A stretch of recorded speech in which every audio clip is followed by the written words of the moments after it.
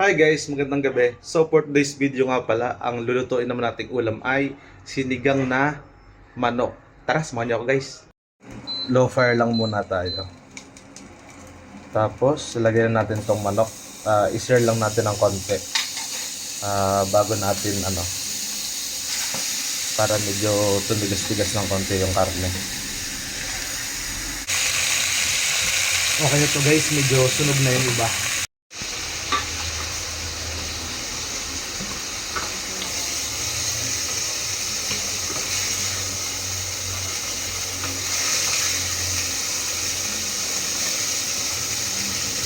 Mag-isa naman tayo ng bawang sibuyas.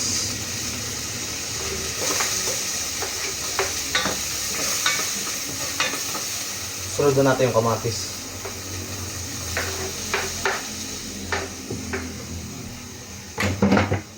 Mekos-mekos lang ng kaunti. Yan.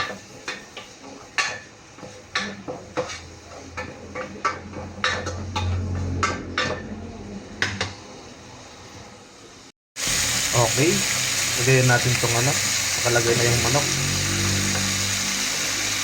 Sabay lagay natin itong gabi para kumulo na. Para lumambot agad. Tapos lagyan natin ng konting tubig.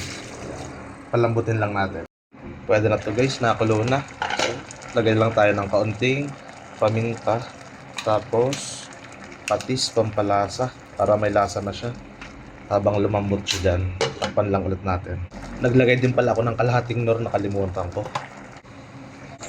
Malambot na to guys. Lagay ko na yung mga natitirang gulay, okra at saka talong at radish. Sabay ilagay natin 3 sili and lagyan natin ng 1 drum na tubig. Tapos pakuloyin lang natin. Okay na para yan dyan.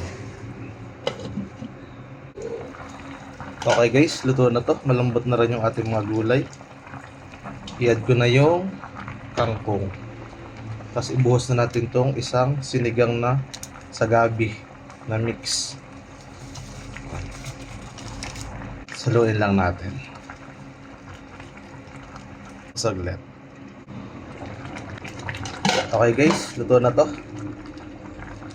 Kaya na tayo.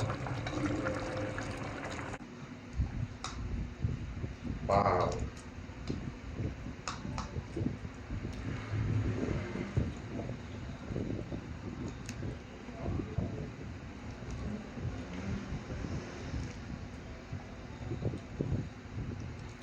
Yummy.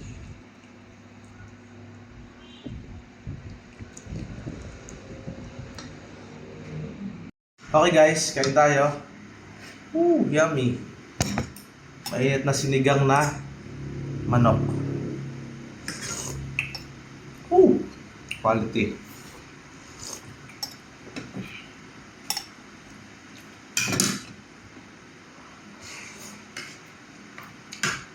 Okra.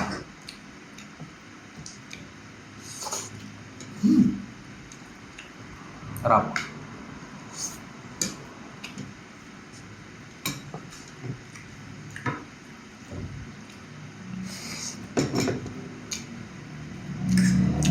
Ayun lang guys. Ako'y kakain muna. Bye-bye.